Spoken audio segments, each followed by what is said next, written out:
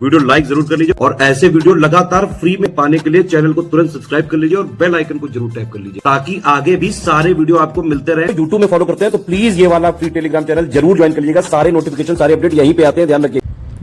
नमस्कार साथियों, स्वागत है आप सभी का ऑनलाइन एग्जाम प्रिपरेशन पर which is a part of study for civil services. UP special class में आप सभी का स्वागत है। यूपी सामान्य अध्ययन यहाँ पर हम पढ़ रहे हैं। उत्तर प्रदेश की सभी परीक्षाओं के लिए महत्वपूर्ण रहेगा वीडियो। यूपी पीएससी प्रीलिम्स की परीक्षा आपके सामने है। इसके अलावा यूपी पीएससी आरओ री एग्जाम भी होगा तो उसके लिए महत्वपूर्ण रहेगा। पूरी प्लेलिस्ट अगर आप देखना चाहते हैं तो चैनल पर बना दी गई है, चैनल पर जाकर आप देख सकते हैं इसकी प्रीवियस वीडियो। आज हम देखने वाले हैं ऊर्जा संक्षिप्त की। तो ऊर्जा से संबंधित जिसमें हम ताप विद्युत, जल विद्युत और गैर पारंपरिक ऊर्जा के कुछ तथ्यों को पढ़ेंगे और ये कुछ मिसलिनियस के फैक्ट हैं जो आपको यहाँ पर बताए जा रहे हैं। चलिए शुरुआत करते हैं।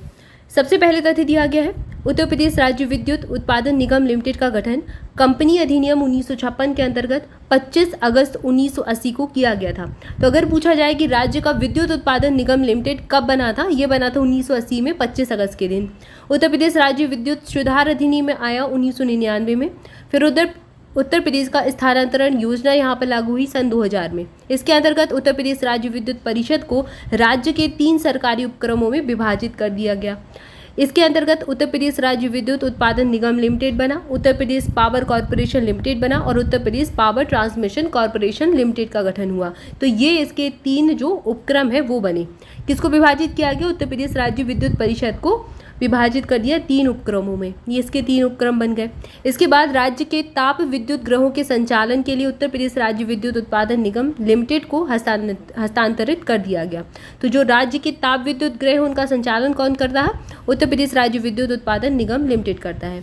उत्तर प्रदेश राज्य विद्युत बोर्ड का गठन कब हुआ? यहाँ से प्रश्न एग्जाम में पूछा जा सकता है। 1959 को गठन हुआ था। विद्युत सुधार अधिनियम 1999 और एक स्वायत्त निकाय कॉर्पोरेट के रूप में उत्तर प्रदेश विद्युत नियामक आयोग की स्थापना की गई थी।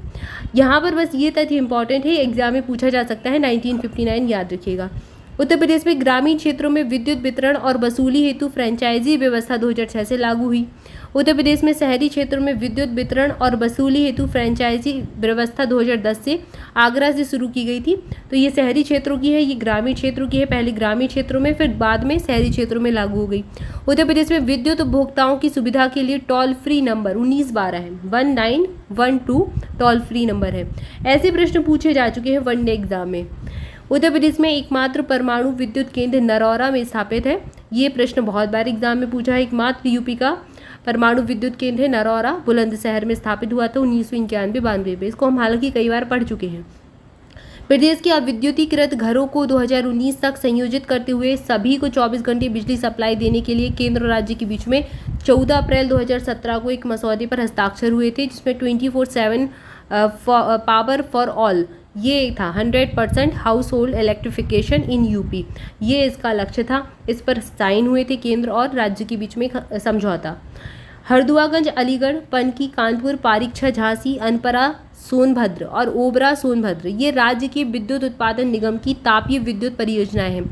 बहुत प्रश्न पूछे जाते हैं, याद रखना है, ठीक है। हरदुआगंज अलीगढ़ में है, इनके स्थान याद रखिएगा, ठीक है ना। ताप विद्युत परियोजनाएं तो याद रहेंगी आपको कि ये हैं, लेकिन इनके स्थान याद रखें जहाँ से प्रश्न पूछा जाता है। ये सीधे पूछा जाता है कि कहाँ पर है। कानपुर में ये पनकी है और पारीक्षा ये झांसी में बना है, अनपरा सोनभद्र में है और ओबरा ये दोनों सोनभद्र में है, ठीक है।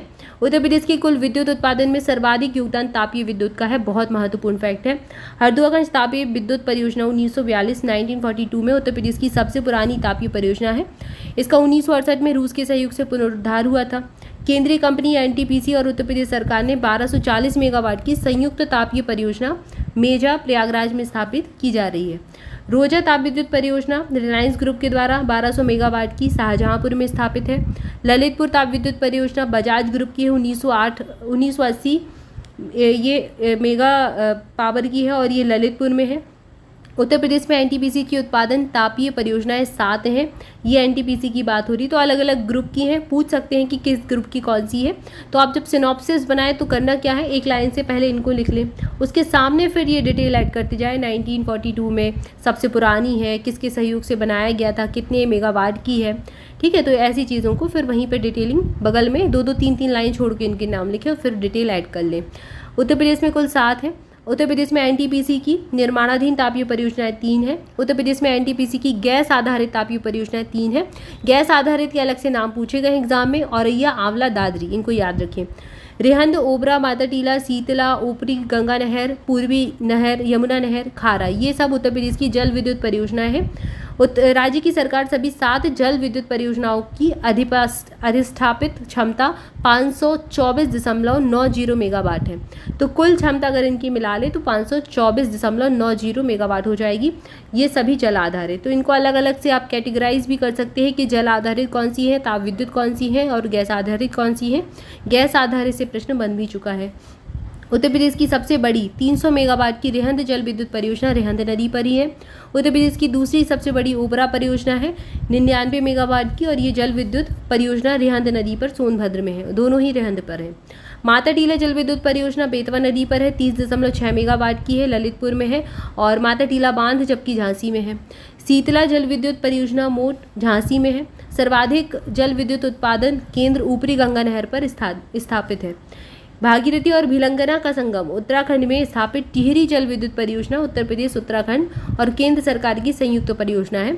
अब जो उत्तर प्रदेश है इसी से अलग होकर उत्तराखंड का निर्माण हुआ था, तो अब कुछ जैसे जल का विभाजन है, तो यहाँ पर केंद्र के बीच में भी जल और उत्तर प्रदेश और उत्तराखंड तीनों की संयुक्त परियोजना है।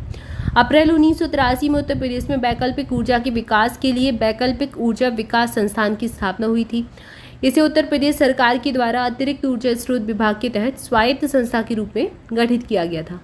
इस संस्थान का नाम बदलकर उत्तर प्रदेश नवीन एवं नवीकरणीय ऊर्जा विकास एजेंसी कर दिया गया। यहाँ से प्रश्न पूछा जाता है, तो ये 1983 में बना था, इसी को फिर इसका परिवर्तित रूप ही है नवीन एवं नवीकरणीय ऊर्जा विकास एजेंसी, ठीक है, यूपी नेडा जिसको कहा जा सकता है। केंद्र के सहयोग से यूपी नेडा द्वारा नवीन और नवीकरणीय ऊर्जा स्रोतों की शोध पर विकास पर प्रशिक्षण के लिए केंद्र ने चिन्हट लखनऊ में, घोसी मऊ में और कन्नौज में स्थापित किए हैं। तो यहाँ पर कुछ शोध केंद्र, कुछ प्रशिक्षण केंद्र स्थापित हैं इन जगहों पर। उत्तर प्रदेश सौर ऊर्जा नीति 2013 के अंतर्गत 2017 तक कुल मेगावाट क्षमता की ग्रिड संयोजित सोलर पावर प्लांट की जो स्थापना है इसका लक्ष्य रखा गया था। ये पूछे जाते हैं लक्ष्य, अब ये काफ़ी पुराना है तो शायद ना पूछा जाए, लेकिन इनको याद रखना, जैसे करंट अफेयर में आपको ऐसी कोई चीज़ें मिले तो उनको जरूर याद रखिएगा। ये केंद्र के और जो सेंट्रल का जैसे सौर आधारित होता है वो पूछा जाता है, तो ये भी पहले पूछा जा चुका है, तो उसको याद रख सकते हैं। 500 मेगावाट का था। सौर ऊर्जा नीति 2017 के तहत 2022 तक 10,700 मेगावाट क्षमता की सौर ऊर्जा के उत्पादन का लक्ष्य तय। अब ये याद रखिए, ये लेटेस्ट है।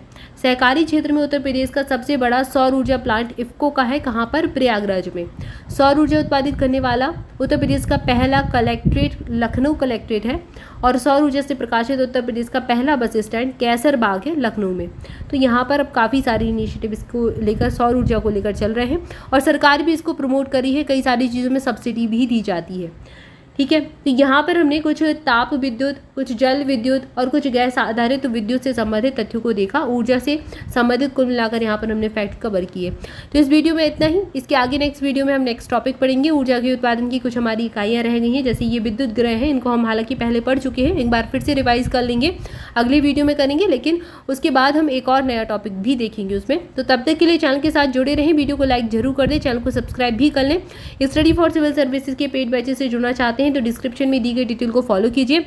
और study for civil services application पर अभी 50% का डिस्काउंट मिल रहा है, लेकिन सिर्फ 31 मई तक है। तो 31 मई तक अगर कोई भी कोर्स परचेज करते हैं तो ज्ञान सर कूपन कोड लगाकर, ज्ञान सर आपको इस प्रकार से लिखना है, ज्ञान सर, सारे लेटर स्मॉल में है, कोई भी बीच में स्पेस नहीं देना है। तो ज्ञान सर कूपन कोड अगर आप लगाएंगे तो आपको 50% का डिस्काउंट अप्लाई हो जाएगा, और आपको बहुत ही मिनिमम प्राइस में हमारी कोई भी PDF, कोई भी स्टडी मटेरियल कुछ भी ले सकते हैं study for civil services application पर। ये जो फैसिलिटी है, ये जो प्रॉफिट है या फिर जो भी कहें गिफ्ट है, ये आपको study for civil services application पर ही मिल रहा है। तो एप्लीकेशन पर जाकर आप इसको देख सकते हैं। Thank you for watching this video. Thank you so much.